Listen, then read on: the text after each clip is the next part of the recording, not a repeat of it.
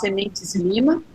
Ele formou no campus de Jataí, da Universidade Federal de Goiás, em 2012, e atua com sementes de forrageira desde 2017. Então, a experiência dele é grande, né? Tem tem convivido bastante, né, com o estabelecimento de áreas para a produção de sementes, né, estabelecimento de áreas com forrageiras para a produção de sementes, e ele acompanha, então, o manejo, depois a colheita, o beneficiamento. Então, eu tenho certeza que a palestra vai ser excelente. Muito obrigada, Felipe, por aceitar vir aqui apresentar, compartilhar o seu conhecimento conosco. Imensamente grata, e desejo, então, que a palestra seja bastante proveitosa para todos nós. Muito obrigada. Então, vamos lá. Boa noite, Vera. Boa noite, Adriana. E obrigado pelo convite. É muito bom estar aqui participando aí, passando um pouco aí do que a gente aprendeu, né? Eu formei aqui, né, na UFG, que hoje é o UFJ, né? E é muito bom estar aqui com vocês. Vamos lá, eu vou começar. Preciso só de uma ajuda aqui para passar o slide para a tela. Tem algum botão que eu aciono aqui? Do seu lado... Desculpa. Do seu lado direito, vai ter uma setinha escrito apresentar agora. Aí você clica nele e opta, isso, apresentar uma janela. Apareceu uma janela. Isso. Apareceu um window aqui. Vamos selecionar a janela. Isso. Para permitir. Vamos lá. Se aparecer para vocês aí, você me fala. Tá. Apareceu já, e você pode colocar no modo apresentação e passar normalmente. Vamos lá, aí vocês estão enxergando bem? Alô? Sim. Você pode colocar no modo apresentação, Felipe, fazendo favor? Eu coloquei, apareceu para vocês no modo apresentação? Felipe, ou não? Você consegue colocar no modo apresentação? Eu coloquei no modo apresentação. Para vocês apareceu que a internet aqui é horrorosa, né? Ela não serve de base. Verifica se já está no modo apresentação aí para todos. Para vocês está aparecendo como, gente? Aqui não está no modo apresentação, não. Peraí, vamos lá.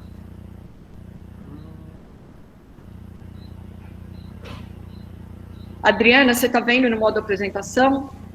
Não. Sim, não. Peraí. Felipe, eu vou pedir então para você parar a apresentação e começar de novo. Eu acho que eles têm que clicar no livrinho lá, que nem a Niege falou, não dá certo. Não, ele já clicou, Niege. Ele já clicou. Para vocês está aparecendo ou não? Não, esse uma tela, às vezes ele confunde mesmo. Para de compartilhar e continuar. Não, você vai ter que parar a apresentação.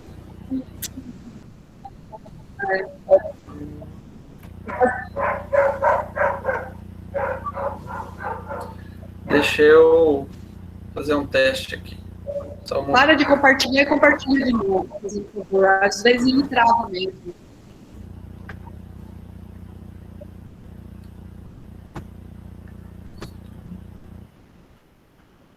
Vamos lá.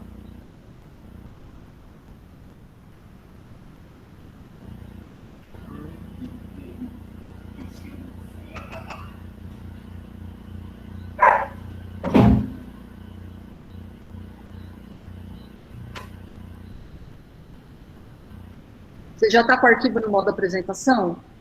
Vamos lá. E agora? Não, para mim continua aparecendo normal.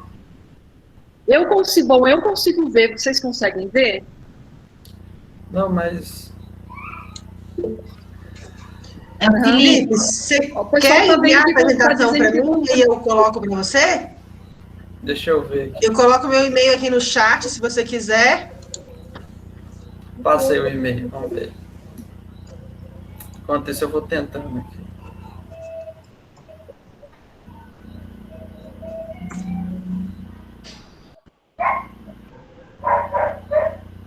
Apresentação.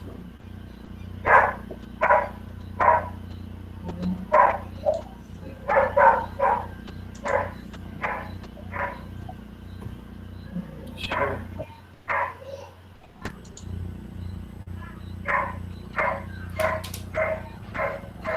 Quando eu coloco, não aparece para vocês a janela inteira? Parece que começa a girar como se fosse entrar e volta para a tela do programa normal. Não entra na apresentação.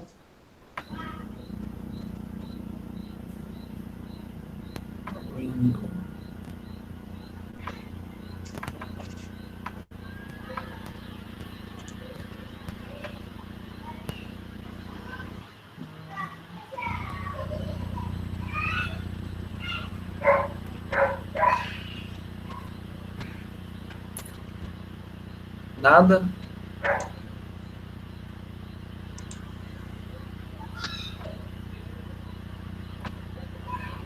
Não.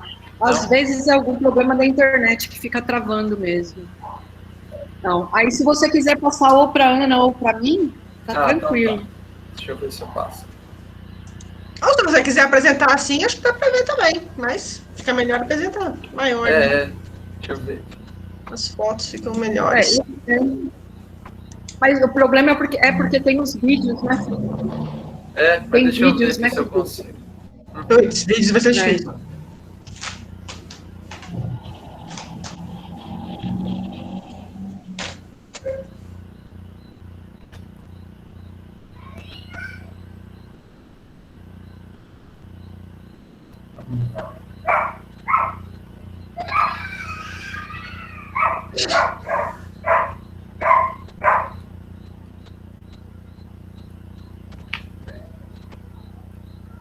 Tá carregando aqui, só que ficou bem pesado. Eu vou tentar descobrir aqui meio rápido como que entra aqui.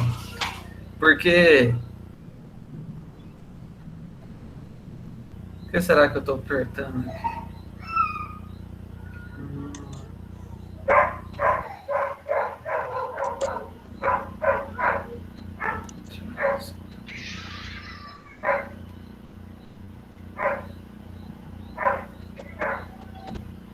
Tenta, ao invés de... Eu vou compartilhar a tela inteira, que aí acho que aí dá certo. Verifica aí. Isso, deu E certinho agora. Deu certo, Felipe. Porque não tem que compartilhar a tela do computador. Deu certo. Ficou ótimo. Então vamos lá, eu vou fazer um teste aqui, só para ver se o vídeo vocês conseguem escutar. Só um momento, deixa eu só travar o e-mail que eu estava mandando, porque senão vai ficar pesado.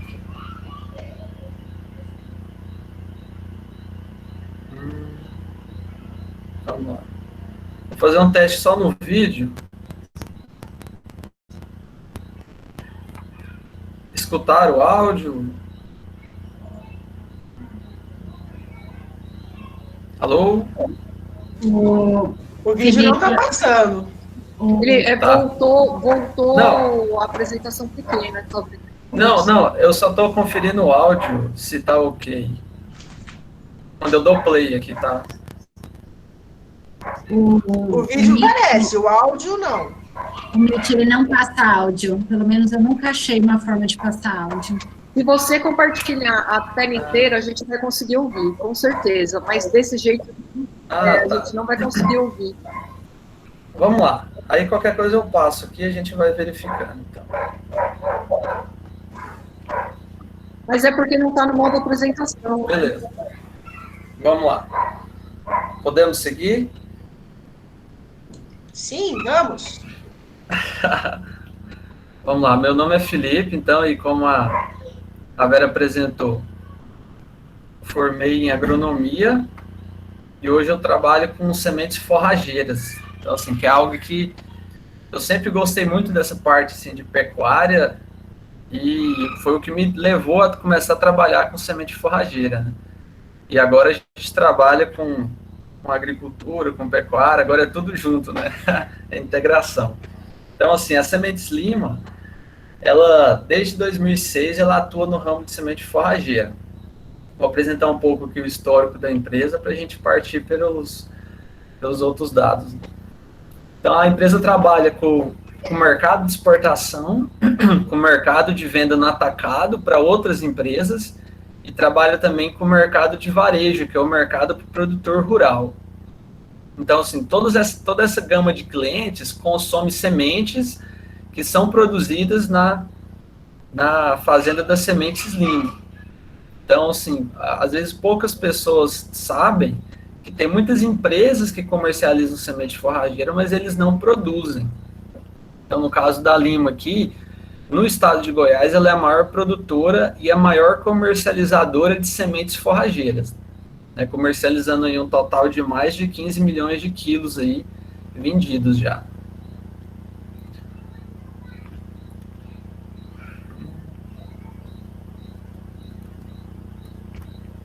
Alô? Estão acompanhando aí? Agora tá tudo bem. Então tá, eu vou rodar um vídeo aqui, assim, que apresenta um pouco da empresa e depois a gente continua a apresentação.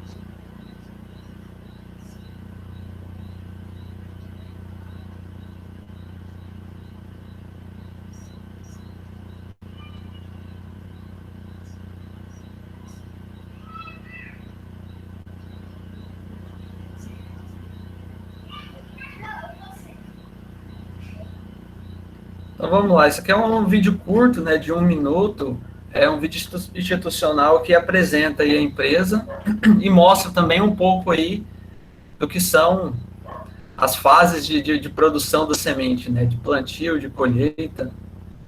Tem ele no nosso site também, se alguém não conseguiu escutar ou ver melhor. Então, assim, a empresa Sementes Lima, ela trabalha com produção de sementes em um sistema de rotação de culturas.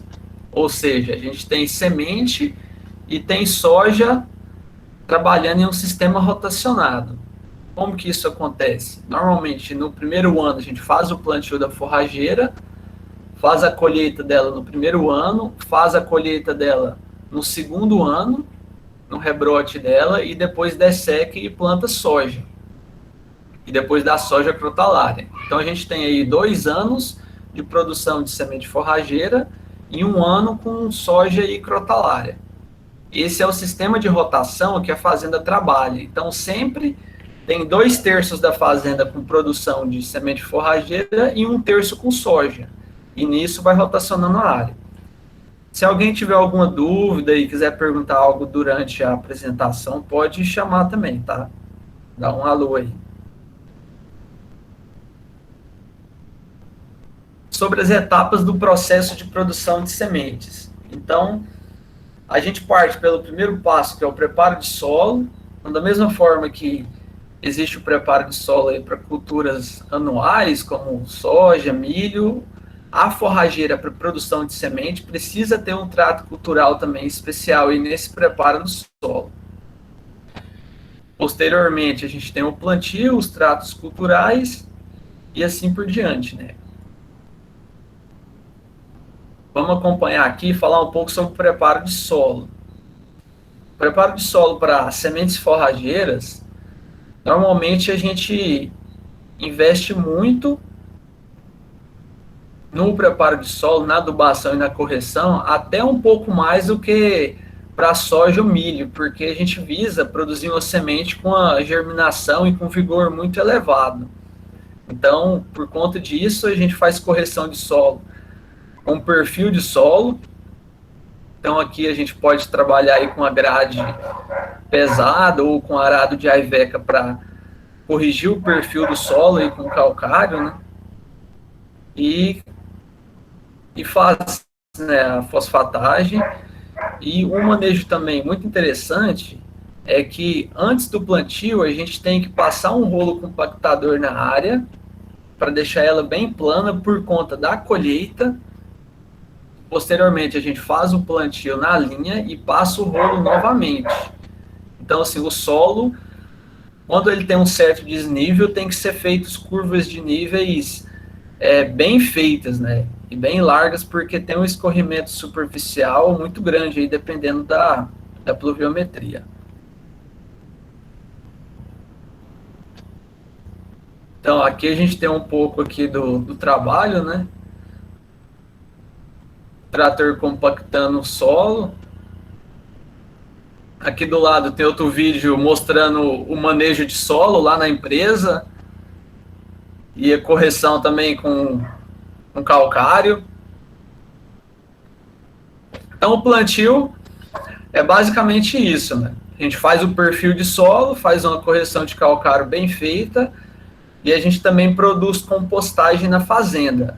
Então, do resíduo do beneficiamento da semente, que é a palhinha e a munha, a gente utiliza como subproduto aí para fazer uma forma de compostagem. Então, preparo de solo, a gente tem calagem, tem gessagem e tem 3 a 4 toneladas de compostagem também, fora adubação mineral. Sobre preparo de solo, alguém quer perguntar alguma coisa? Tem alguma dúvida? Pelas fotos, vocês não trabalham com plantio direto, né? Talvez Exatamente.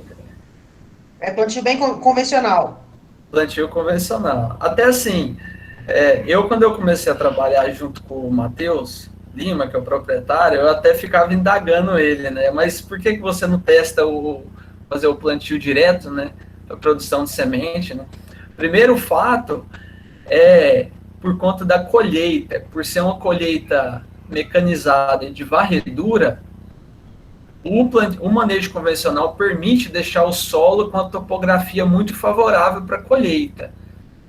Então, assim, o primeiro ponto é esse, que é a colheita, né? O segundo ponto é que as forrageiras em geral, quando a gente faz esse manejo convencional, elas respondem bem ao manejo convencional. Então, a gente tem algumas culturas aí, por exemplo, como batata, como tomate, que até hoje é convencional porque tem-se uma resposta, né, boa em produtividade. Então, por isso que a gente segue isso. É por conta da viabilidade da colheita mecanizada, né, que precisa de ter uma topografia favorável, e por conta da correção de perfil de solo também, que quando a gente faz para corrigir 40, 50 centímetros de solo, a gente precisa revolver ele. Né? Mais alguma pergunta?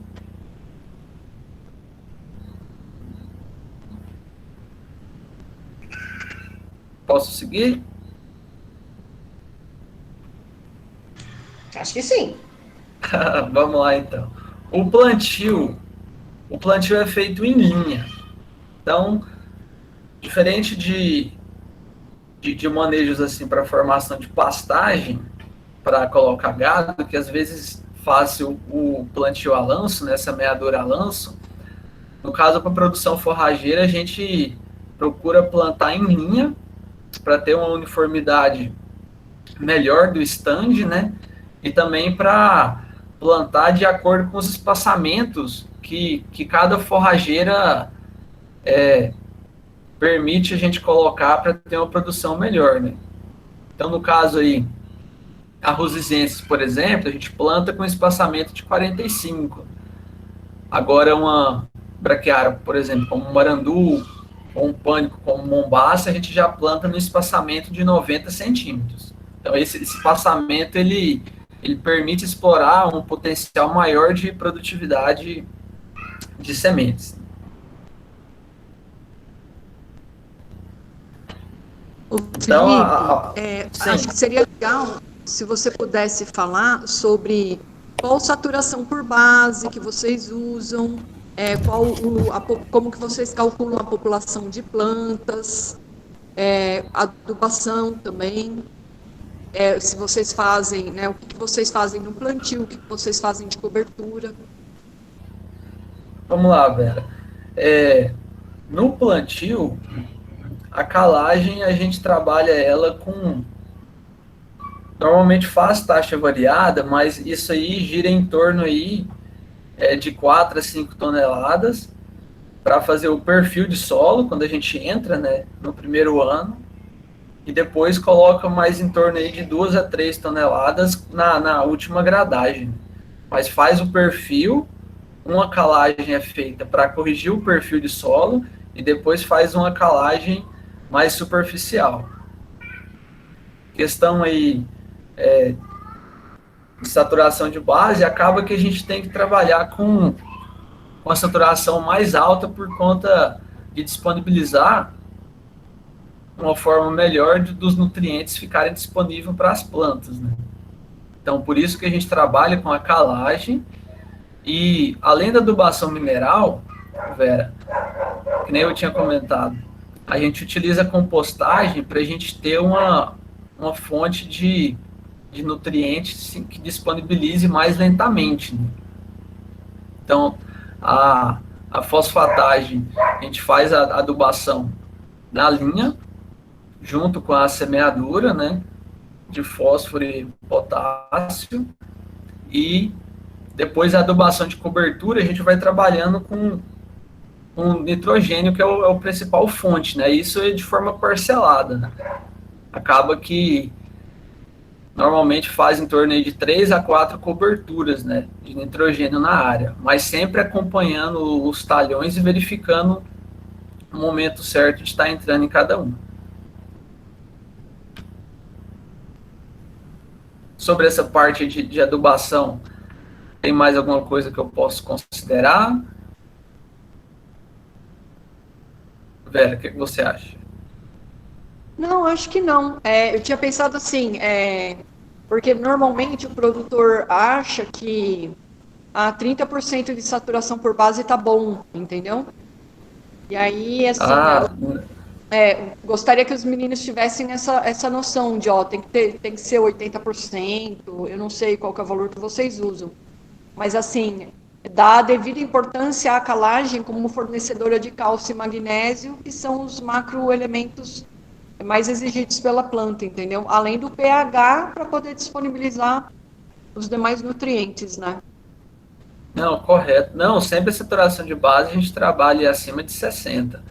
E, além da calagem fornecer o cálcio e o magnésio, a gente acha muito importante fazer a gessagem por conta do fornecimento de enxofre, que o capim também responde muito a enxofre. Então, é outro ponto que é muito importante, né? No caso aqui, a gente está falando sobre produção de sementes, mas até para formação de pastagem é interessante o produtor ter atenção aí para fornecer enxofre também.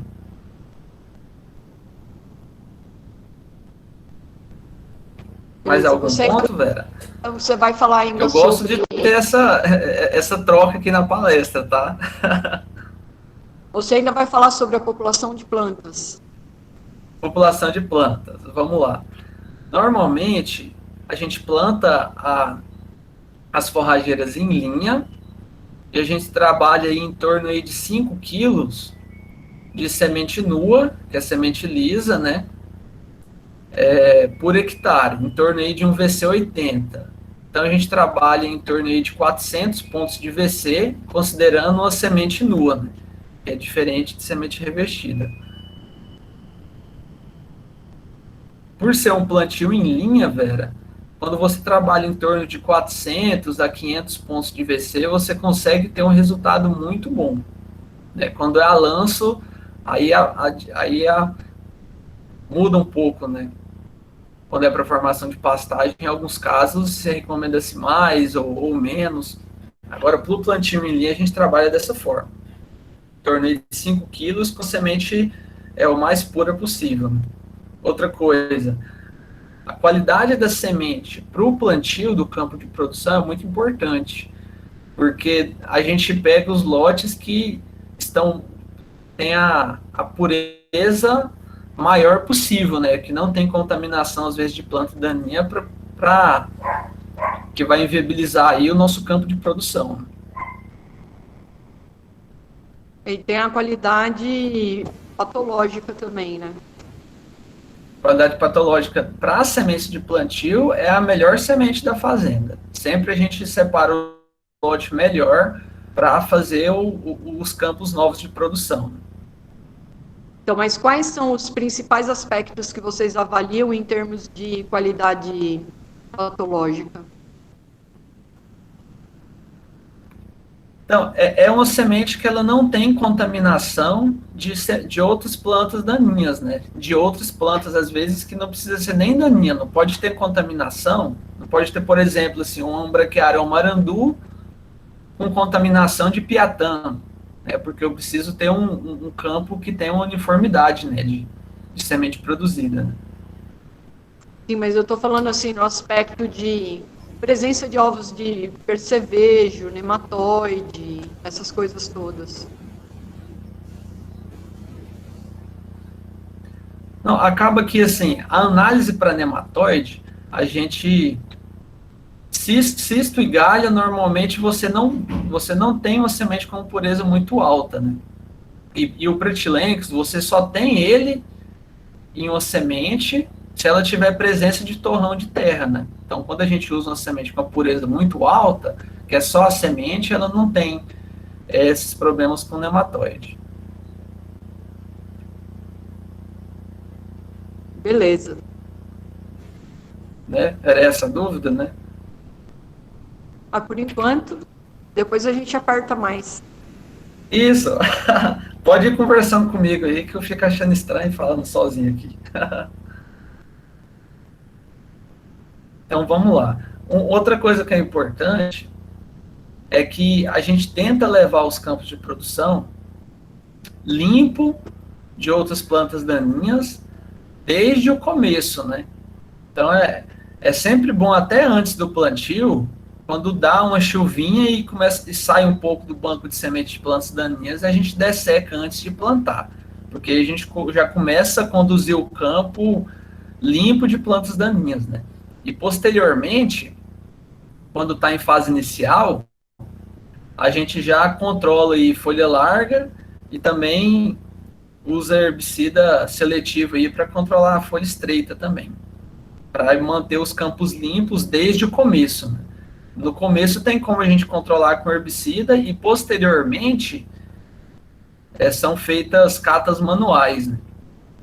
Com bomba costal, onde tem semente ou planta que não é a planta do talhão de produção.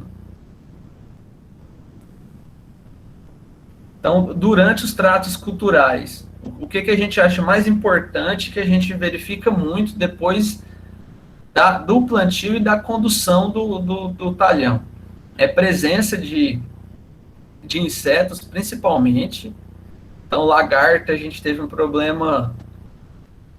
Não é problema, né? Acaba que todo mundo aí está tendo uma pressão muito alta aí da Spodoptera, né? Então, acaba que lá a gente também teve uma pressão alta dela, né?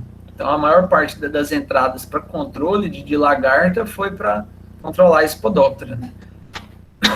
Em alguns casos, assim, já chegou a gente ter que fazer controle para fungo foliar, e normalmente na colheita a gente também faz aplicação de um pouco antes da colheita, né? A gente controla com fungicida aí para não ter fungo na semente, né? Para manter ela com a sanidade boa, né? Normalmente, o pano de batida, a gente tem que ir olhando os talhões e vendo, né, se tem presença ou não desses insetos, para poder decidir se entra para fazer o controle ou não. Aí, no caso, como que vocês decidem quando vocês vão fazer o controle? Normalmente, velho, não sei se você já viu, mas o Matheus às vezes posta alguns vídeos ele com a caminhonete dentro do talhão, né? Então, assim, o pano de batida que ele fala é o capô da caminhonete, né? Porque ele vai andando e conforme vai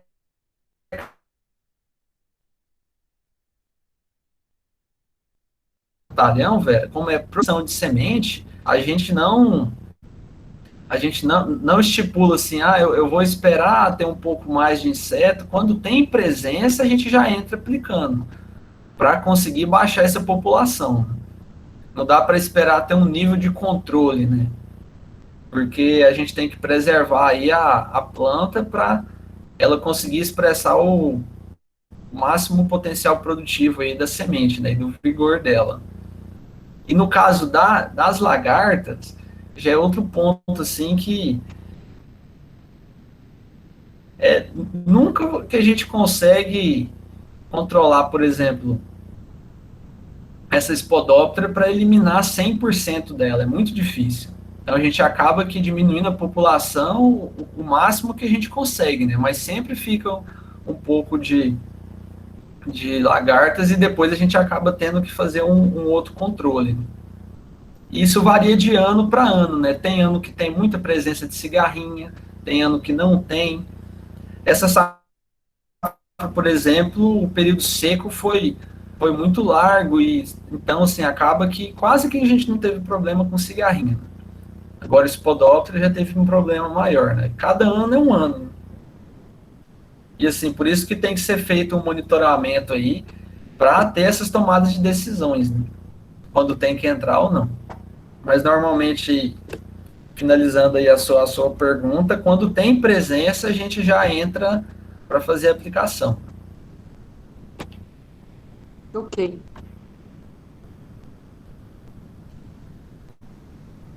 Certinho? Certinho.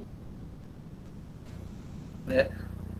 Assim, e normalmente, durante esses tratos culturais, a gente vai fazendo aqueles manejos de adubação de cobertura, que é outro ponto interessante, né? O capim responde muito bem a nitrogênio, muito bem. Então a gente faz essas adubações de nitrogênio de forma parcelada. Então a gente trabalha com ureia e sulfato de amônio. A gente tem essas duas fontes lá, porque conforme está a condição climática, a gente opta por um ou por outro. Né? No total, quanto que vocês jogam no nitrogênio? Quando tem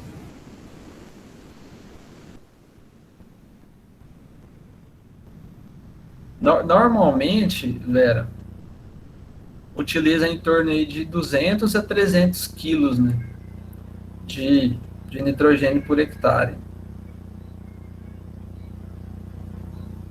Então, sim, se você for considerar a ureia, vai dar em torno aí de 200 a 300 quilos.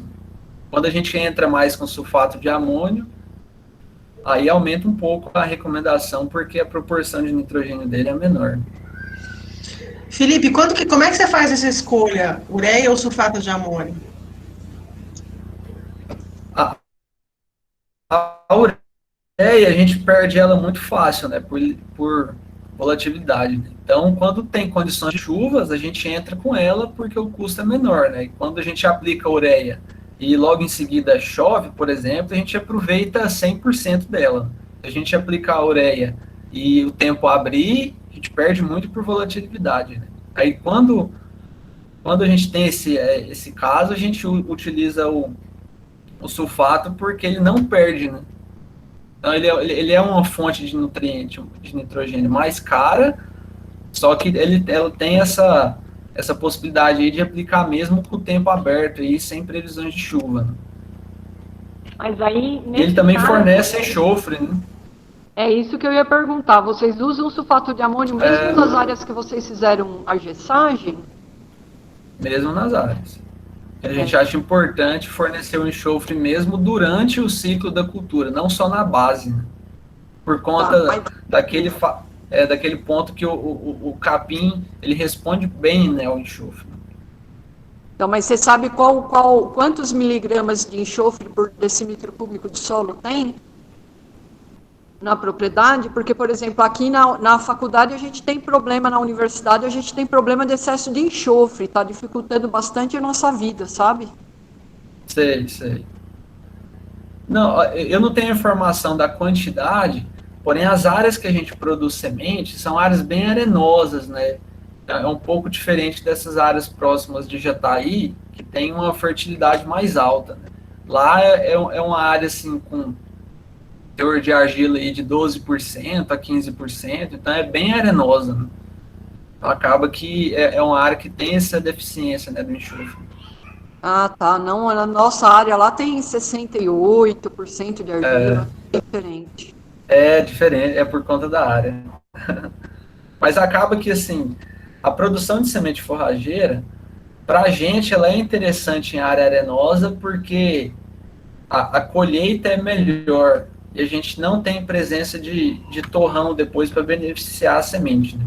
Então, assim, para a produção de forrageira é bom o solo arenoso, né?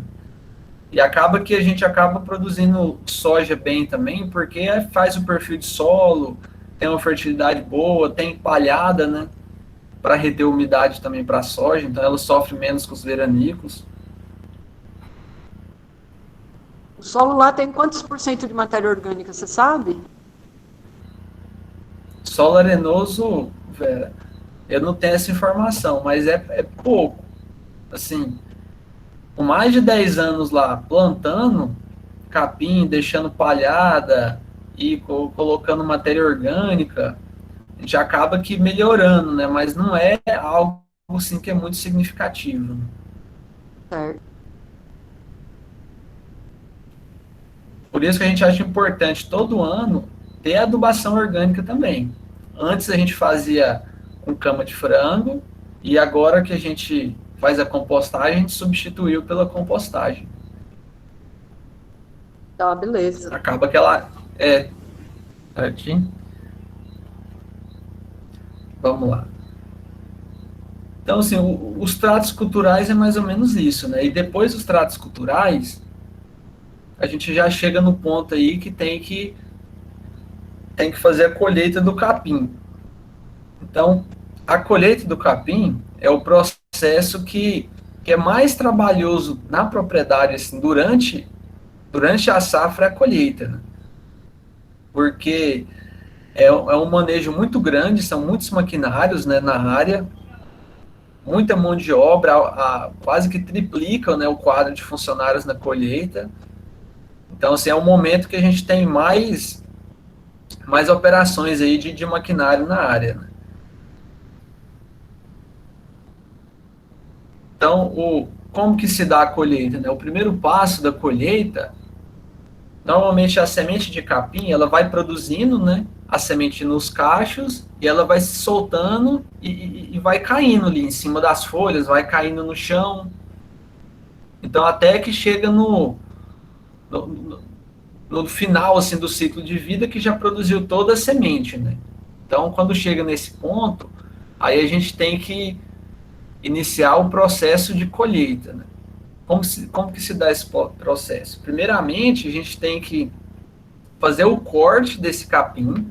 Então, a gente passa com a máquina ceifadeira, cortando o capim, e depois passa com a máquina batendo aquela palha que cortou para a semente cair no solo.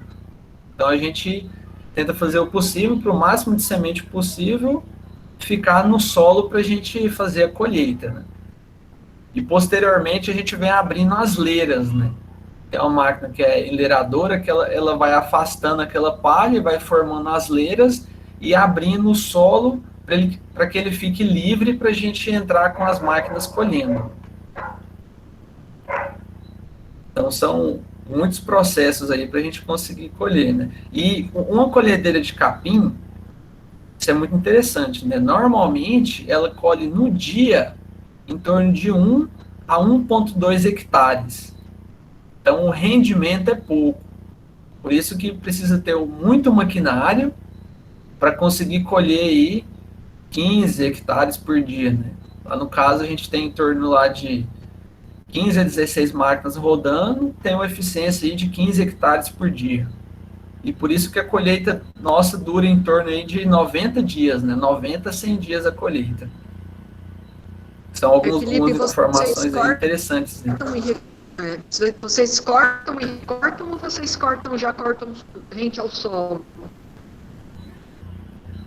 A gente já corta rente ao solo e depois a gente bate aquela palha que cortou. Então, uma operação é cortando e a outra passa batendo.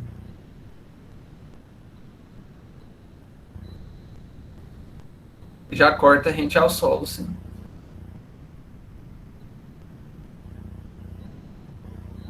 Mais alguma pergunta, Vera?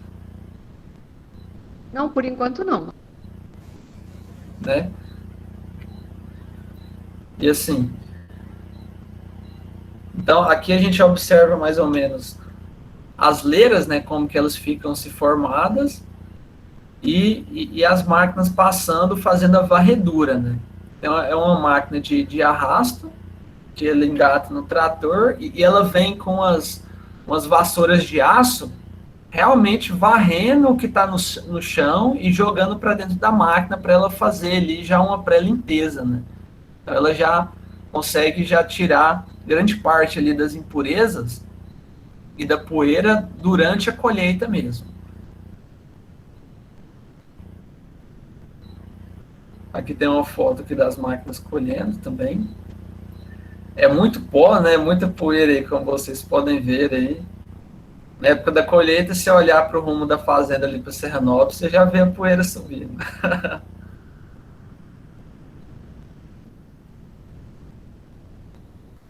Vamos lá.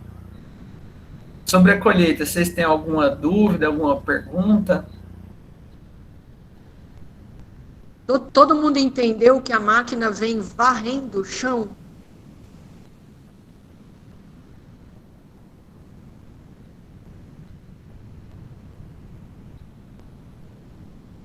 Vera, e a gente também coloca à disposição, é claro assim, que a gente está em pandemia, mas quando melhorar aí, a gente está de portas abertas para receber visita, o pessoal conhecer, né?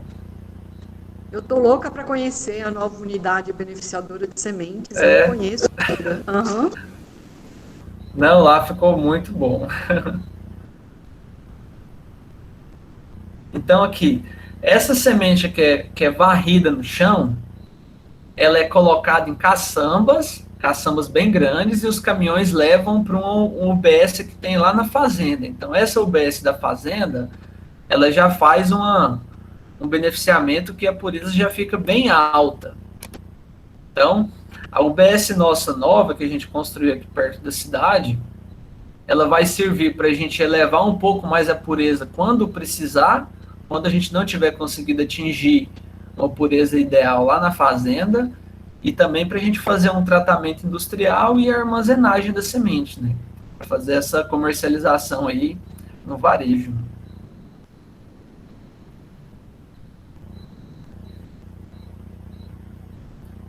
Então, assim, no beneficiamento, são peneirões que ficam vibrando e vai separando o que é a parte que é mais fina, que é mais leve, ela sai por baixo na limpeza, e a palhinha que é leve, ela é succionada e sai pela saída de ventilação, né? Então, assim, o processo de beneficiamento nos peneirões é isso, a gente separa o que é mais pequeno, né? E separa o que é mais leve, que é a palha. Aí a gente tem um resultado final, que é a semente, a pureza maior, né?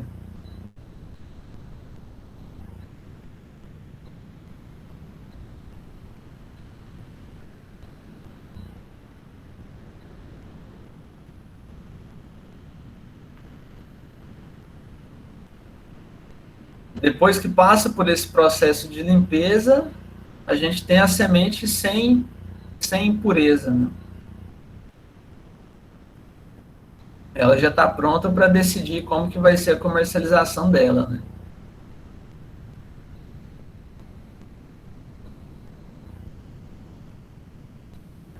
aqui, ó, eu vou colocar um vídeo aqui bem interessante do processo de produção. Depois que a gente tem essa semente pura, que é essa semente lisa, o que vai acontecer? Na comercialização do varejo, tem produtores que gostam de trabalhar com a semente assim, ela nua, ela lisa, né? E já tem um outro mercado de produtores que querem a semente com tratamento industrial, ou querem ela grafitada ou incrustada, porque melhore a capacidade de distribuição, né? Então, assim, conforme a gente tem a demanda do varejo, a gente vai formando os lotes, tanto de semente nua quanto de semente revestida, né? E no caso ali, na UBS, na unidade nova que fica aqui próximo da cidade, a gente montou uma máquina de tratamento industrial de forrageira para a gente fazer esse tratamento da semente. A diferença dessa máquina para a soja é porque ela recebe o tratamento e depois ela passa por 5 módulos de secagem, né? Porque a semente fica bem úmida depois desse tratamento dela, seja com grafite, seja com polímero, com revestimento, né? Então aqui a gente tem um vídeo que mostra primeiro a semente e os produtos que caem em uma panela que a gente chama de coulter. Aí dentro desse coulter ela recebe todos os produtos do tratamento de semente industrial e posteriormente ela passa pelo módulo de secagem e por uma peneira ali fazendo a classificação final, né? Eu vou dar um play aqui para ver se tem como vocês acompanharem aí. Espera aí.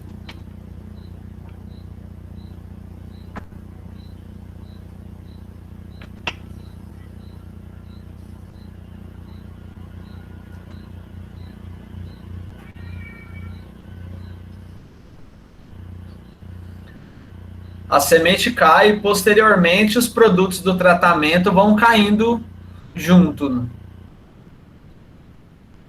E ela vai misturando.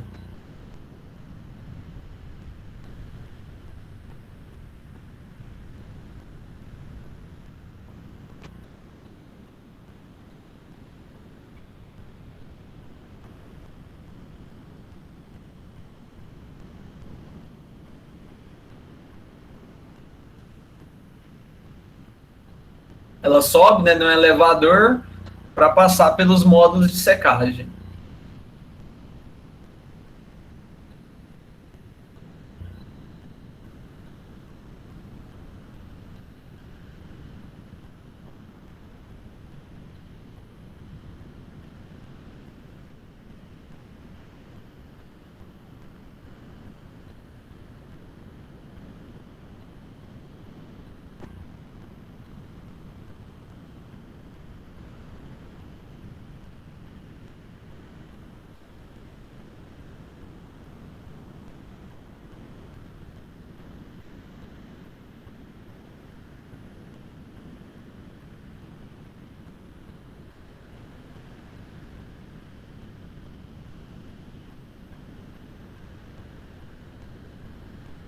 Daí vocês fazem encrustamento com o quê?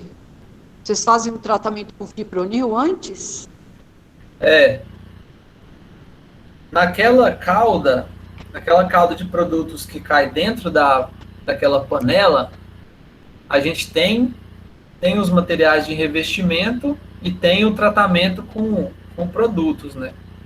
No caso, a gente utiliza o Maxim, o Cruiser, né? Um fungicida que é o Maxim, o Cruiser, que é inseticida, e utiliza um enraizador. A gente não trabalha com fipronil, Vera, porque já teve muitos produtores de semente que verificaram que o fipronil, conforme o tempo de armazenagem, semente tratada com ele, ela perde muita germinação. Então, acaba que a gente optou por usar o Cruiser ao invés do fipronil por conta disso. Então, mas vocês adicionam algum nutriente ou não? Faz só o tratamento com fungicida, inseticida, o cupinicida e o enraizador e depois passa o filme coating e depois grafita?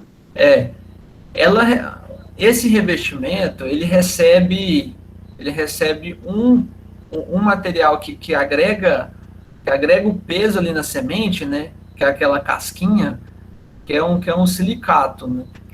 Que ele é importado porque ele garante um revestimento bom e que ele não se quebre facilmente e quando tem água, né? Ele se solte facilmente, né? Esse material de revestimento, ele tem, sim, macro e micronutrientes, né? Só que é uma quantidade muito pequena, né?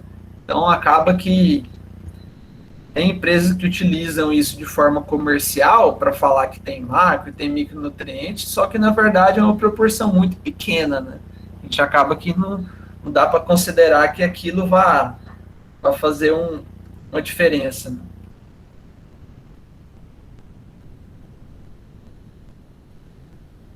Aí todas elas são finalizadas com filme coating, e com polímero e com o grafite?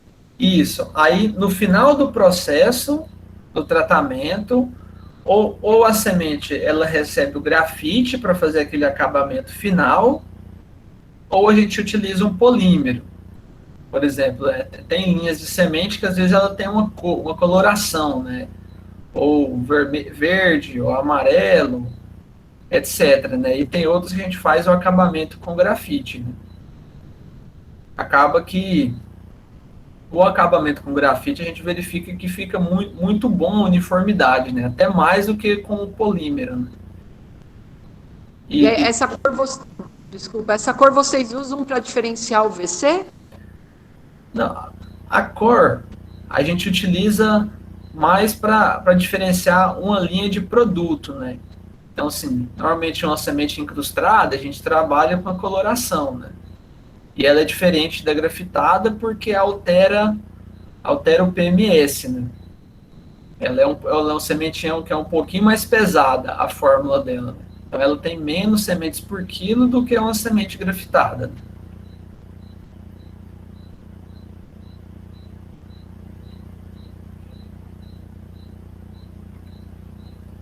Então, assim, Vera, a gente trabalhando aí, se a gente for comparar semente nua, semente grafitada e semente incrustada, a gente tem uma diferença de PMS e de número de sementes por grama em cada uma dessas sementes, né? Só que eu não digo que exista uma semente que é melhor. Depende de como que é o operacional do produtor e qual que é a quantidade de quilos por hectare que ele consegue regular, né?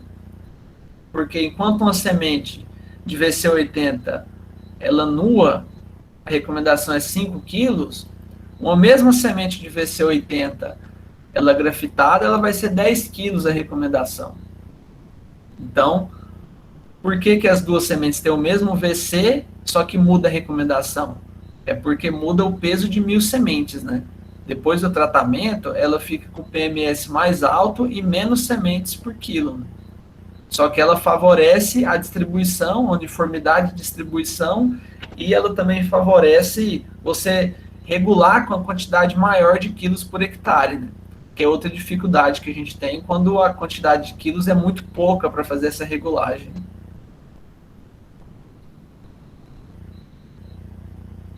Na verdade, assim, até eu esqueci de perguntar para você na hora do estabelecimento lá, né? Uhum. Mas uma das grandes dificuldades do produtor hoje é ter um disco adequado para fazer o plantio, né? Isso, velho, isso é muito importante, esse ponto que você abordou, mas normalmente a gente utiliza um disco de sorgo, que tem uma fileira, por exemplo, e a gente faz uma vedação no anel liso com espuma mesmo, para ele ficar bem firme e não ter espaços ali dos lados para a semente cair nos cantinhos, né? Então, acaba que é isso mesmo, ele utilizar um disco de sorgo e vedar bem um anel liso. Vocês estão entendendo que a dificuldade é assim, ó.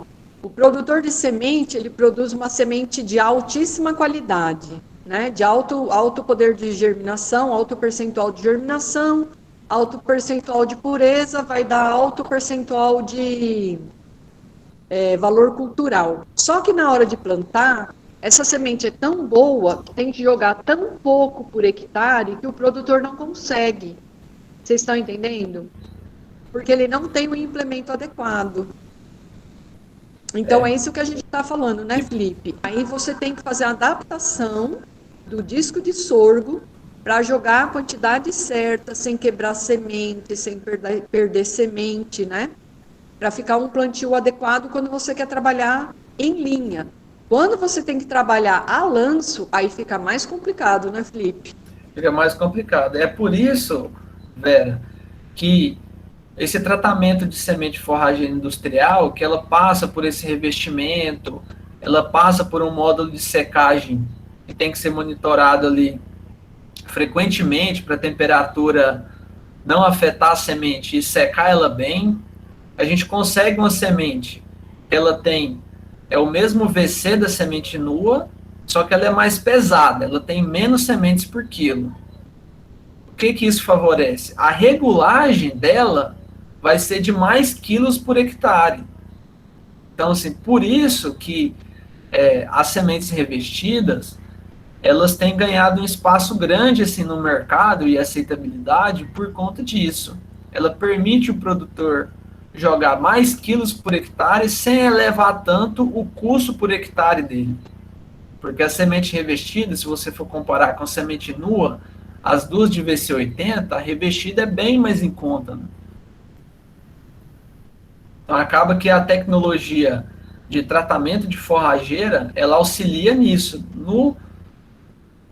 na distribuição e na melhora assim, do custo por hectare, né? Mantém o custo por hectare igual, né? Essa tecnologia de semente forrageira, Vera, até te contar algo que é bem interessante, ela começou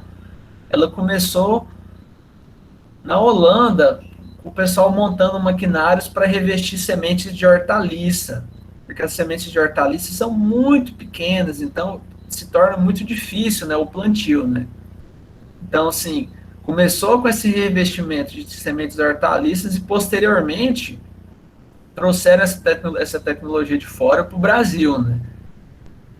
E aqui a gente acabou que melhorou um pouco mais os projetos para essa finalidade que é a semente forrageira, né? Até porque uma coisa que é muito interessante é que a produção de sementes forrageiras tropicais, o Brasil, ele é pioneiro, ele é o maior produtor de sementes forrageiras tropicais do mundo. Ele fornece essa semente para todos os países da América do Sul e da América Central. Nenhum deles produz semente forrageira, é tudo importada do Brasil.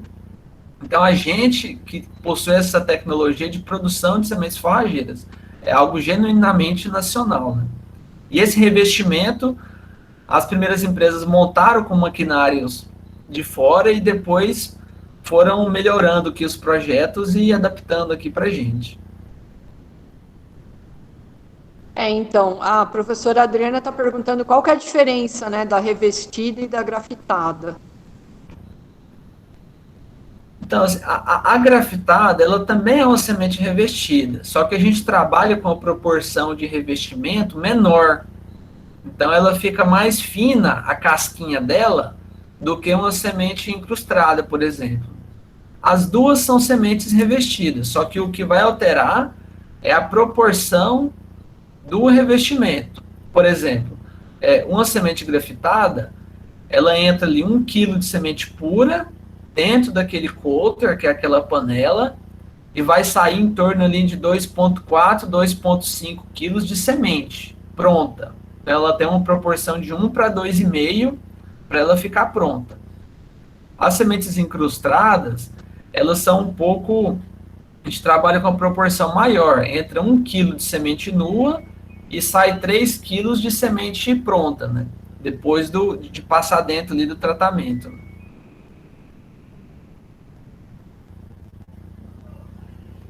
Então, o que altera é mais essa proporção, né?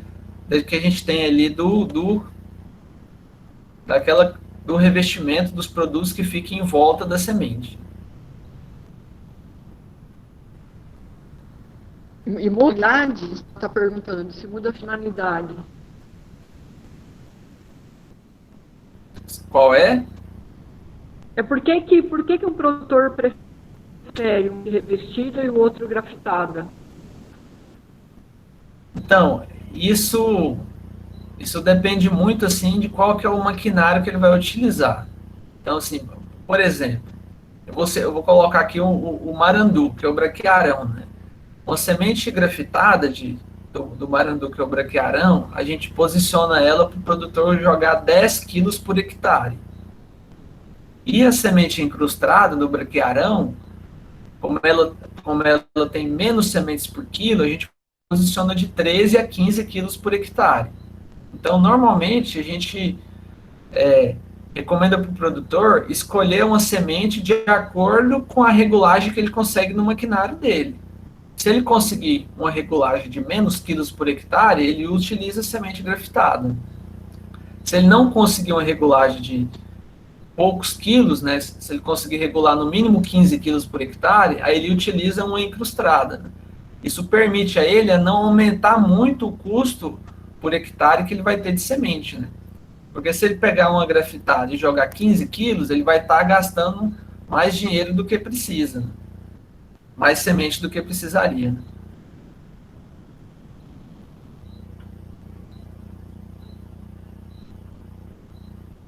Deu para explicar mais ou menos? Tem algum outro questionamento? Então, os alunos estão perguntando se o revestimento ou a grafitagem, ela vai alterar a germinação da planta, se isso interfere no tempo de germinação da planta e na germinação. Correto. Interfere dependendo da condição pluviométrica que você tem. Então, vamos lá. Se você tem um tempo assim que você tem pouca umidade, uma semente grafitada, uma semente incrustada, ela vai demorar mais para germinar. E no caso, a semente nua, com pouca umidade, ela já germina. Então, assim, acaba que a gente tem uma vantagem e uma desvantagem nesse caso aí. A vantagem de germinar mais rápido é porque se tiver pouca chuva e ela germinar e continuar chovendo, você tem uma forma mais rápida, né, da sua pastagem. Agora, quando chove pouco e depois dá um veranico, se a semente começar a germinar e depois der um veranico, ela não suporta um período longo de veranico. Aí, nesse caso, tem uma vantagem das sementes grafitadas e revestidas, porque elas só germinam quando tem uma condição maior de umidade. Então, acaba que, por conta dessas vantagens e desvantagens de uma de outra, tem produtor que prefere uma, tem produtor que prefere outra. Normalmente, quando a gente tem assim, você dá um exemplo ali do consórcio com milho. Para o consórcio com milho, normalmente eu posiciono a grafitada, porque ela vai garantir para o produtor uma capacidade operacional melhor, e se ela demorar um pouco mais para germinar, isso é bom porque o milho já arranca, né? Ela vai competir menos com o milho. Quando é para formação de pastagem, eu preciso ver como que o produtor consegue plantar essa semente, se ele consegue jogar poucos quilos, ou se ele consegue jogar, ou se a quantidade que ele joga é pouca. Normalmente a gente trabalha e toma essa decisão junto com o produtor, né? Mas realmente tem essa observação. As sementes que são revestidas, elas precisam de mais água para germinar do que a semente nua.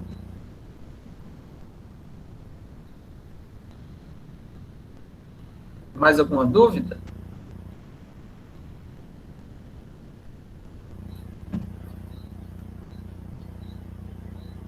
E por enquanto, não.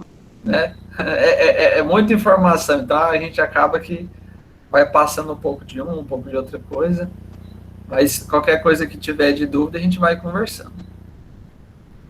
Então, aqui, Vera, tem algo interessante. Lá na UBS, a gente montou um laboratório para a gente fazer o controle de qualidade. Então, todos os lotes, a gente analisa a viabilidade deles pelo teste de tetrazóleo, a gente faz a pureza, e a gente também analisa a germinação natural na estufa que tem lá. Então, assim, hoje, a comercialização de sementes forrageiras no Brasil, ela é feita pelo pela viabilidade, que se obtém pelo teste de tetrazóleo, e pela pureza. Então, o VC que a gente tem de comercialização, ele tem somente essas duas informações.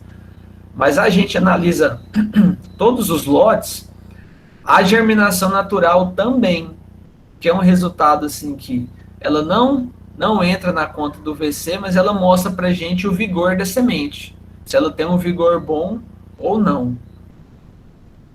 Porque pode ter semente que ela tem a viabilidade alta, porém ela tem sementes dormentes. Então isso acontece muito com sementes assim que são oriundas de outras regiões, né, como a Bahia, né? Na Bahia, boa parte das sementes produzidas lá tem uma dormência natural, é algo da região. Então ela tem um VC alto, porque o teste de tetrazóleo, a viabilidade é alta, porém tem muitas sementes dormentes, né?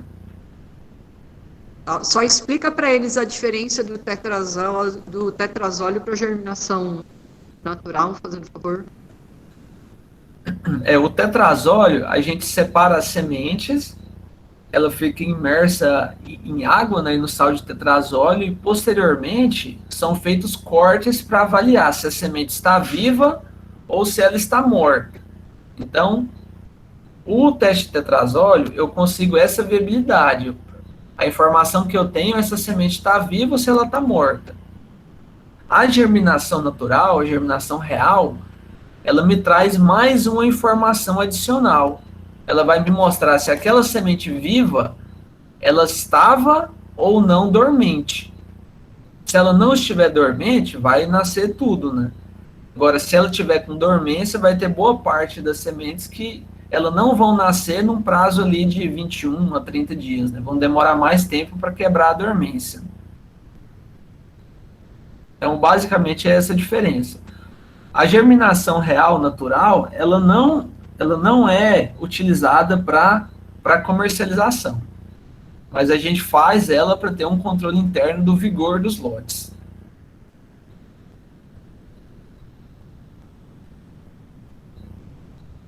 Acho que é mais ou menos isso, né, Vera? Sim, sim.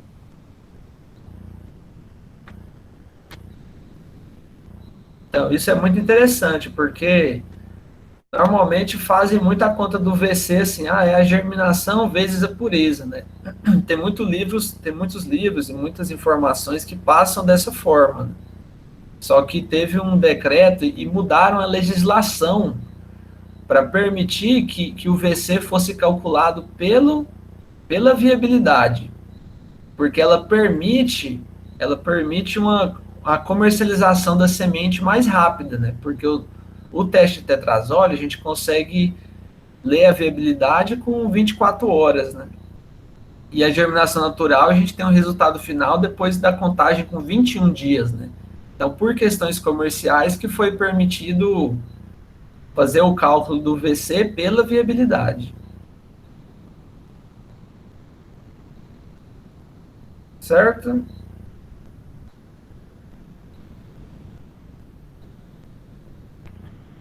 Então, aqui a gente tem um exemplo aqui de tratamento de semente, da semente nua, só com o produto, né, com a calda dos químicos, e a semente grafitada, né, depois que ela recebe aquele tratamento no coulter.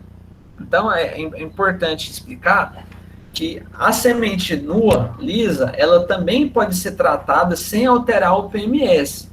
Então, tem clientes nossos que pedem para a gente fazer a semente nua, tratada, só que sem revestir ela, de forma assim que não altere o PMS dela. Então, a gente trabalha de forma assim que a gente atende a demanda do produtor, né? Conforme o produtor quer uma semente, um produto, a gente busca produzir e comercializar de acordo com a demanda que trazem para a gente.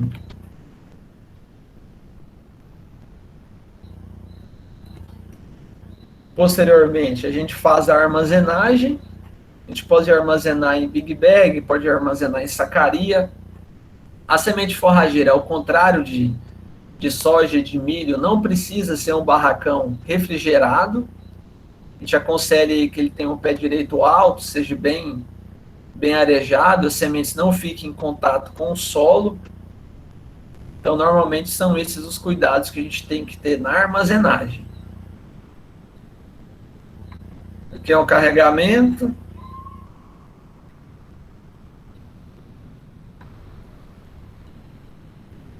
E aqui a gente está carregando um pallet.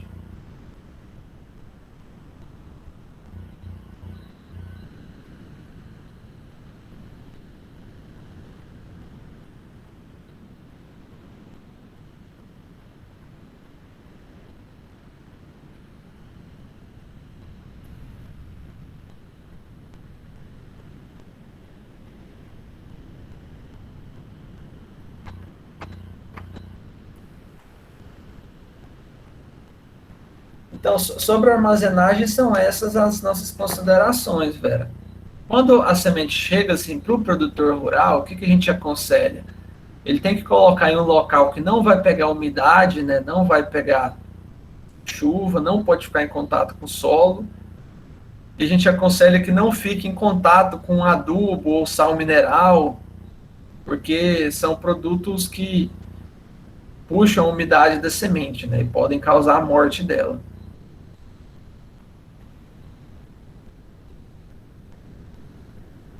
Alguma pergunta sobre essa parte da armazenagem em si?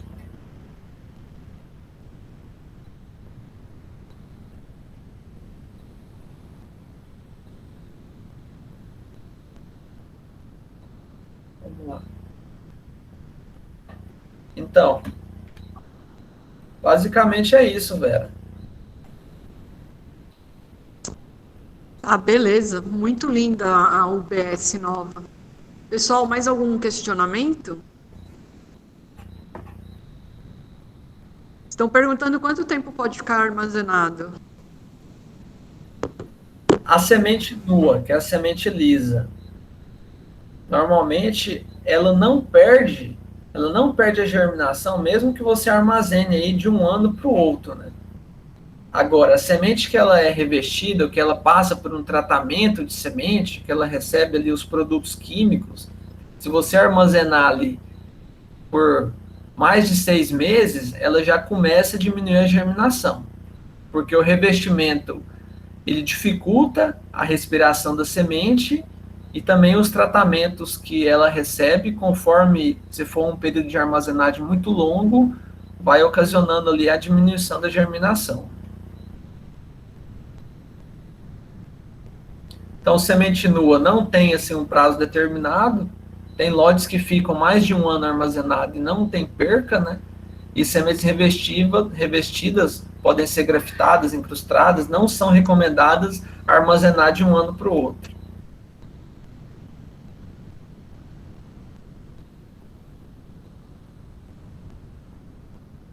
É isso, né? Acho que sim, eles só estão falando que achavam que a revestida durava mais que a semente lisa, né? Aí também está perguntando qual que é a produção de sementes por hectare que vocês conseguem. Isso é muito relativo, sabe, Vera? Porque a produção a gente acaba que não trabalha por quilos por hectare, porque depende da pureza da semente, né? Então acaba que a gente considera assim, a produção em torno aí de pontos de pureza por hectare, né? Então é algo assim que em torno aí de braquiárias a gente trabalha em torno aí de 50, 60 mil pontos de pureza por hectare, né? Em quilos isso vai dar em torno aí de 600, 700 quilos por hectare.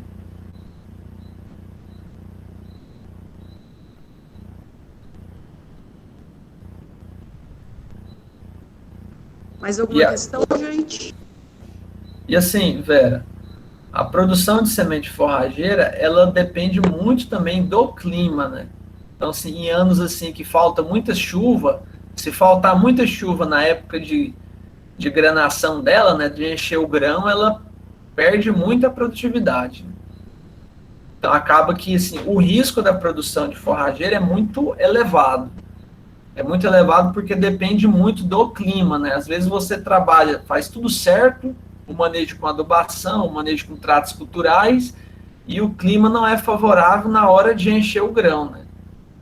Então, assim, o risco da produção de sementes forrageiras, ele é mais alto do que soja, porque o custo da produção, o custo do hectare, ele é o dobro da cultura da soja, né?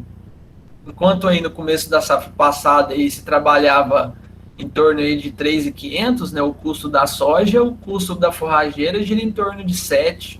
Então é o dobro do custo produzir um hectare de forrageira em comparação a produzir um hectare de soja. Então, a professora Adriana está perguntando se vocês trabalham com seguro. Não tem seguro para forrageira. Isso aí é um ponto que... Por isso, Luciana, que na colheita a gente tem um monitoramento enorme contra fogo, de brigada de incêndio. Assim, a gente toma muito cuidado, principal, o fogo é o maior medo nosso na colheita, é fogo, porque a gente tem em torno aí mais de 50 maquinários rodando, cortando, enleirando, batendo, colhendo. O risco de fogo é muito alto, então a gente tem uma equipe que fica pronta e já fica com todos os equipamentos ali para apagar um fogo ali se tiver algum fogo. Deus me livre, hein? O que vocês fazem com a palhada? A palhada, vamos lá, é bem interessante. A palhada do primeiro ano para o segundo ano, a gente planta o capim e colhe ele o primeiro ano, né? Essa palhada que é produzida no primeiro ano, a gente tem que enleirar ela e tem que ir queimando aos poucos. Então, assim, a gente tem que queimar essa palhada para o capim rebrotar e eu colher no segundo ano. Eu poderia comercializar essa palhada, só que o frete inviabiliza. O custo do frete é muito alto, a qualidade bromatológica é muito baixa, então não viabiliza, né? O que poderia viabilizar é se tivesse, por exemplo, às vezes um confinamento interno lá na fazenda, né? Um projeto interno. Aí pode ser que poderia até empatar o custo, né? Mas já teve produtor que pediu para buscar a palha lá. E a gente falou, não, se você quiser pode buscar tudo, porque a gente queima. Aí eu falei pro produtor, mas faz conta porque eu acho que não vai compensar. E o produtor fez conta. Nesse ano que os insumos aí para fabricar ração, tudo subiu, né? Ele ainda assim não foi buscar, porque ele viu que o frete ficava inviável. Agora... Não, mas vocês não produzem nem aqueles briquetes para vender no... Já... Lenha? O frete fica muito alto, assim, e a produção de palhada ela é enorme, né? Então não tem saída comercial para tudo isso, né? Já teve algumas empresas que tem caldeira, tipo a Dreyfus, a Caramuru, que falaram que comprava esses briques, comprava os fardos, né? Só que não quiseram fazer contrato para amarrar, né? Falaram, não, se vocês produzirem, a gente compra. Aí, como que a gente produz, faz um projeto, investe, aí depois eles colocam o preço que querem, né? Então, acaba que não viabilizou ainda, né?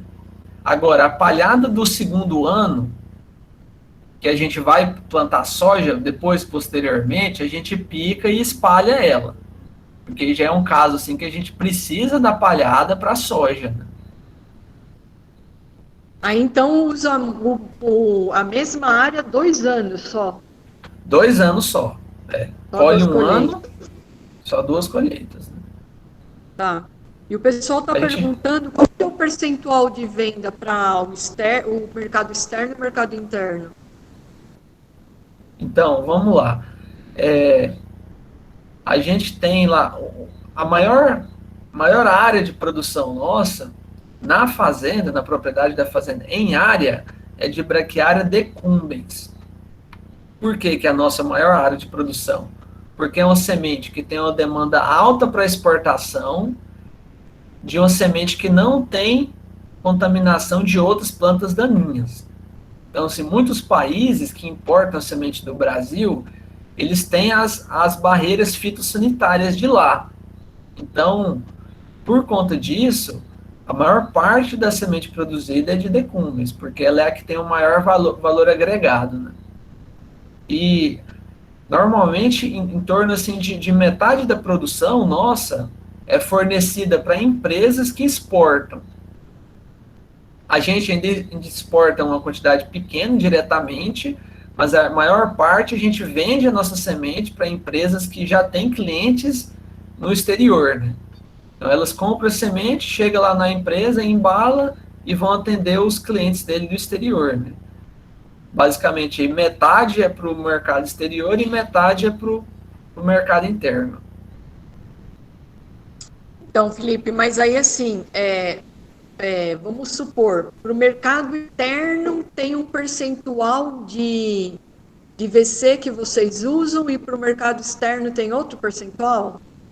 Não, é o mesmo VC, a mesma semente, só que para o mercado externo, a gente consegue vender ela por um valor mais alto.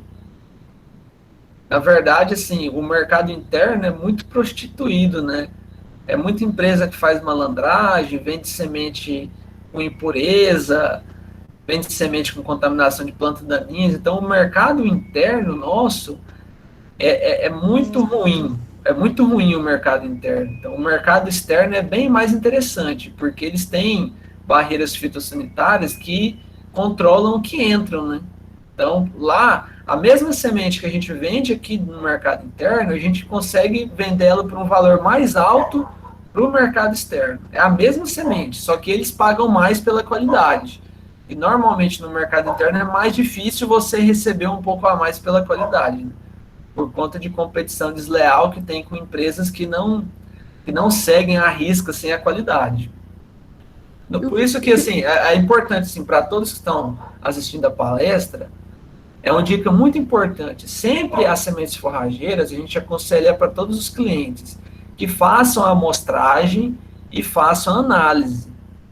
Porque, independente da empresa que o cliente consome essa semente, ele precisa se certificar que ele recebeu uma semente com qualidade. Por conta dessa competição do mercado aí, que às vezes é desleal, né? Ô Felipe, o que vocês fazem com a palhada que sai lá da semente na UBS?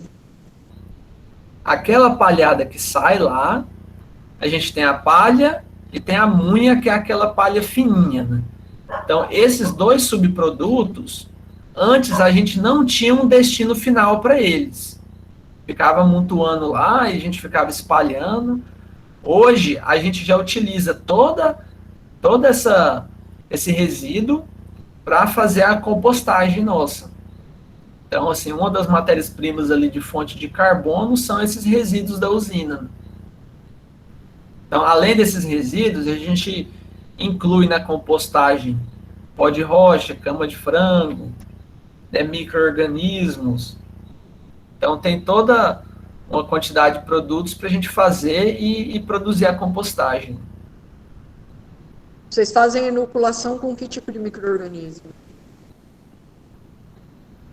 Normalmente utiliza um produto da P-Energética, se eu não me engano, são leveduras, né? Que elas atuam ali para favorecer a multiplicação, né, dos micro-organismos. Deixa eu te perguntar, não tem mercado para essa palha que sai da UBS? Então, a gente consome toda ela para fazer a compostagem. Hoje todo o volume que é produzido de resíduo a gente faz virar composto. Então toda a fazenda a gente consome em torno de 5.000 toneladas praticamente, né?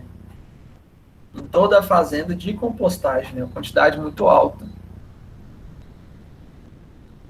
Certo.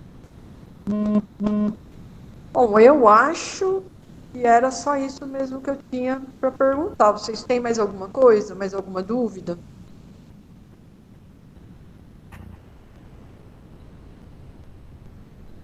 O pessoal está perguntando qual que é o percentual de perda de semente no processo de varredura. Então, o processo de varredura, a gente tenta colher assim para ter o máximo de aproveitamento possível. Então, sempre quando está na colheita, todas as máquinas que estão colhendo têm que estar vistoriando elas direto, assim, o local que elas colheram, né? Então, normalmente, a gente olha onde a máquina varreu, aonde ela colheu, e a gente verifica se ela não deixou ali no espaço ali de 50 por 50 centímetros, né? 0,25 metros quadrados, a gente verifica se ela conseguiu varrer toda a semente que tinha naquele espaço. Normalmente, quando a gente enxerga uma sementinha ou duas no máximo, a gente libera para colher. Se tiver aparecendo mais sementes que ela não varreu, ela tem que voltar a varrer no mesmo local.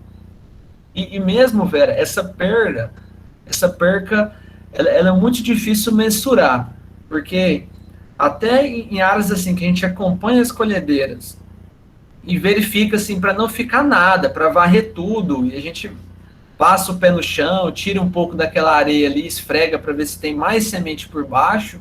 Mesmo quando a gente não encontra nada de semente, depois, quando começa a chover novamente, a gente vê que tem sementes que germinam, né? Mas o cuidado com a colheita tem que ser grande para não ter uma perca considerável, né? Mas sempre tem uma perca. Não, a gente não consegue mensurar. Não tem como mensurar, né? Diferentemente da soja, que às vezes você mensura, perdeu um saco, né? Perdeu meio saco por hectare. Forrageiro não tem como a gente mensurar.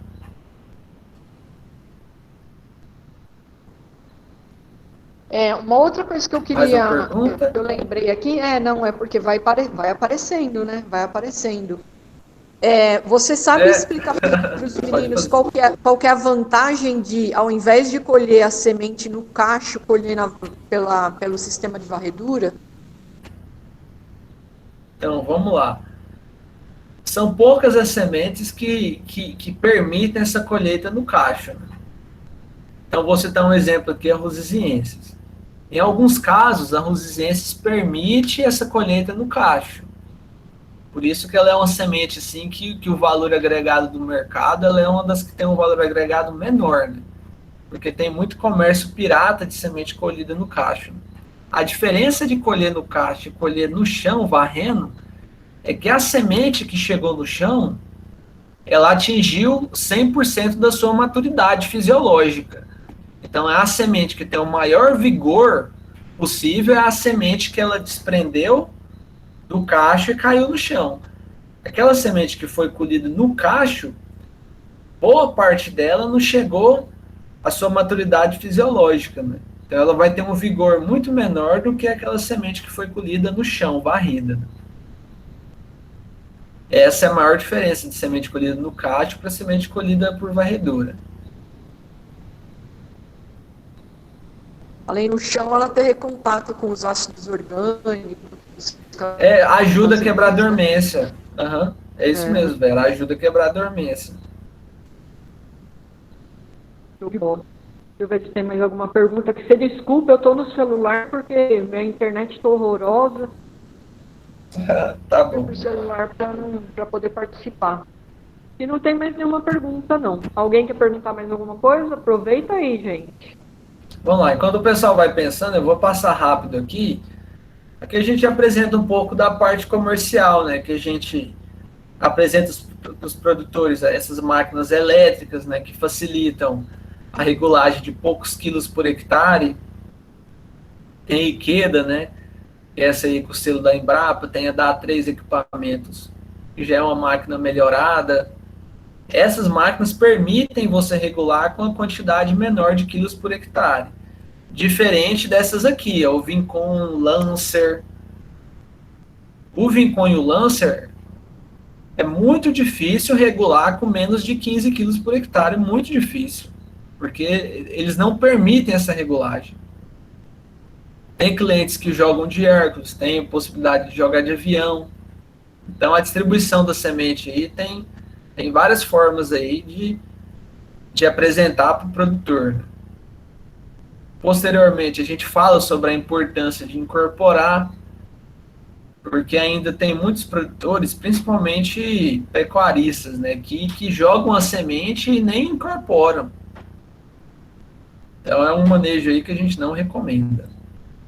Você fala assim Então, que aqui- não se importa com o contato da semente, o contato adequado da semente com o solo, né? Exatamente. Então, quanto mais a semente ficar em contato com o solo, mais você vai viabilizar uma germinação mais uniforme, né? Quando você tira o ar da semente com o solo, ela germina mais, né?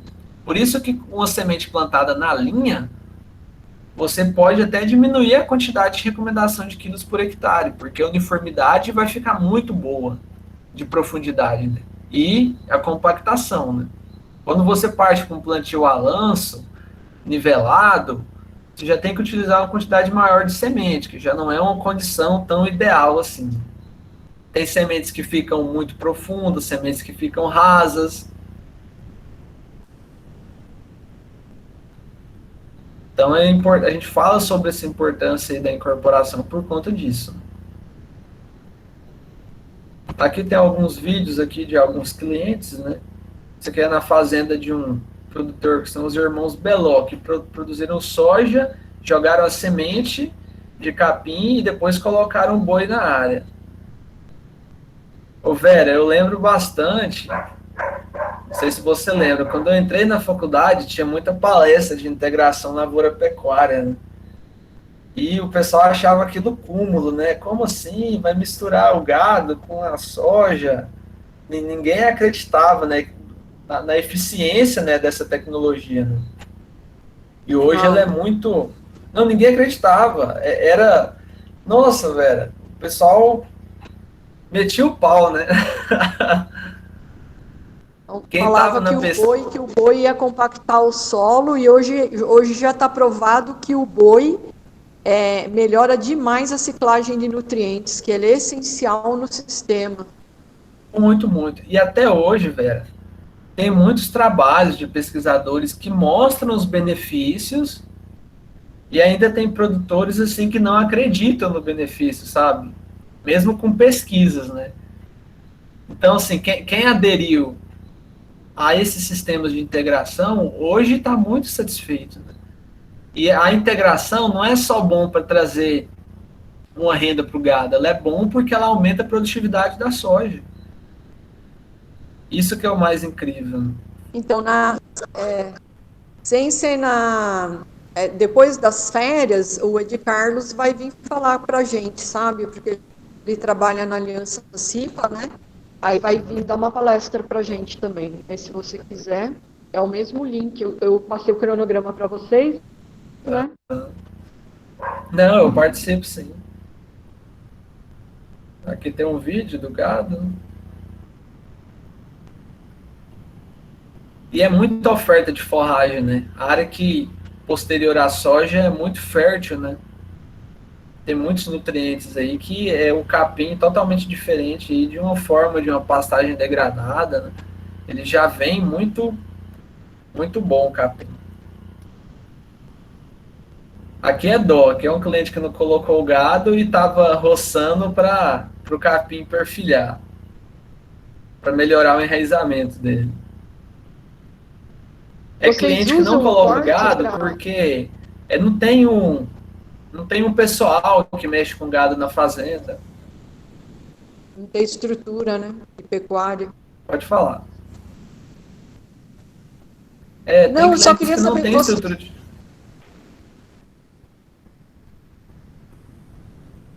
Pode falar.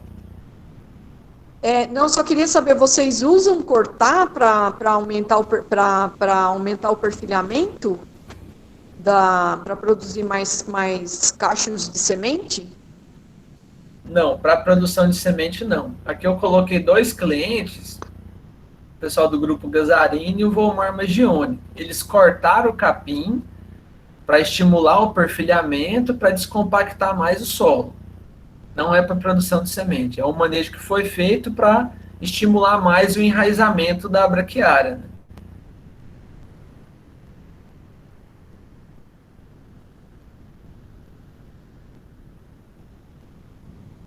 Certo?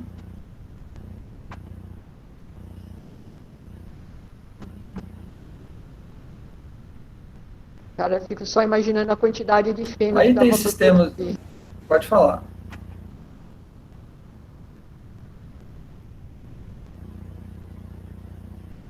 Não, é porque assim, eu fico pensando a quantidade de feno, né? Que podia ter produzido com essa quantidade de massa aí que cortou. Dá dó. Dá dó mesmo. Só que é produtor que não mexe com pecuária, né? Não, tem clientes nossos que fazem esses manejos aqui em área que só tem pastagem degradada em volta.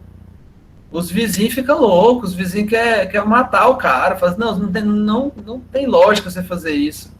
A gente não tá tendo nem capim pro gado comer, porque é nessa época, que é época seca, né? As pastagens estão lá rapadas, né? Tem vizinho que não se conforma de ver isso daí.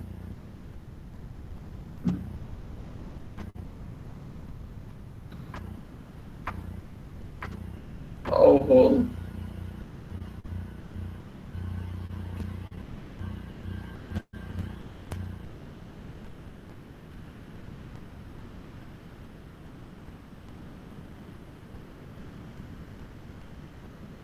Pica tudo. Então tem sistemas de consórcio. Isso aqui é uma área de Piatã.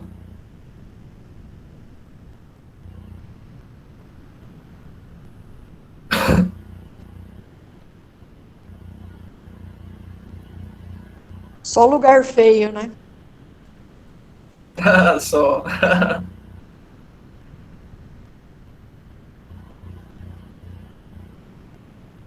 Aqui usou 400 a 450 pontos de VC.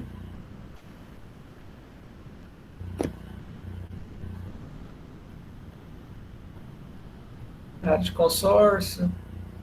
Isso aí. Tem muito consórcio com milheto também, que o pessoal está fazendo, né? Está colhendo o milheto e ficando com o benefício da palhada.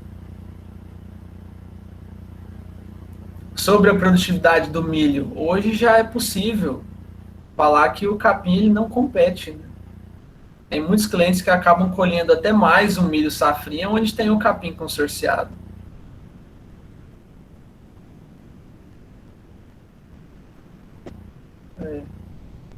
Então é isso aí. Quero agradecer aí a oportunidade.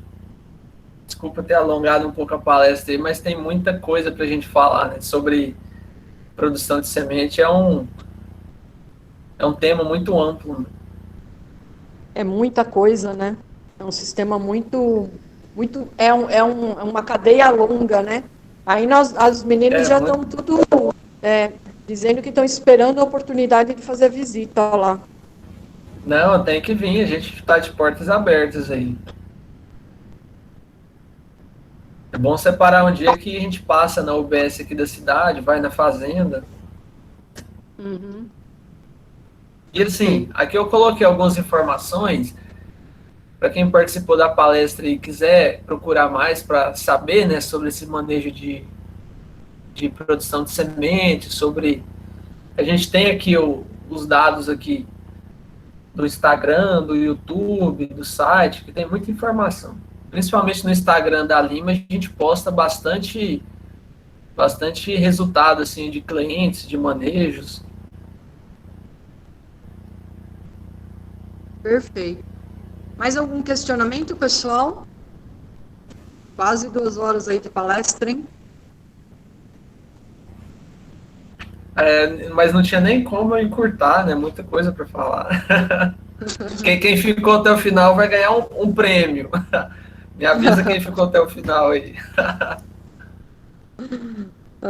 Pode deixar. Passo a listinha de presença para você. Bom, pessoal, se não tem, então, mais nenhuma dúvida, eu gostaria de agradecer mais uma vez o Felipe, né, a disposição de compartilhar com a gente esse conhecimento todo, essa belezura toda, né? E dizer que também a universidade está aberta, né? Sempre esteve, sempre estará. E que com certeza a gente vai marcar uma visita lá, na área de produção de semente e para visitar o UBS também. Está todo mundo dizendo que gostou muito. Combinado. Obrigada, viu, Não, Felipe? tomara que a gente vacine tudo até julho. Vamos vacinar até julho, que aí dá para pegar a colheita. A colheita de vocês vai até setembro? Vai até agosto. Até agosto? Ah, tá apertado o tempo, então. Normalmente é. Então é isso aí. Então tá bom. Muito obrigada. Tá Tchau, bom. tchau, gente. Obrigado, Até a um próxima. abraço a todos aí. Valeu pela oportunidade. É isso daí. Obrigado, mais. pessoal. Tchau, tchau. Tchau, tchau.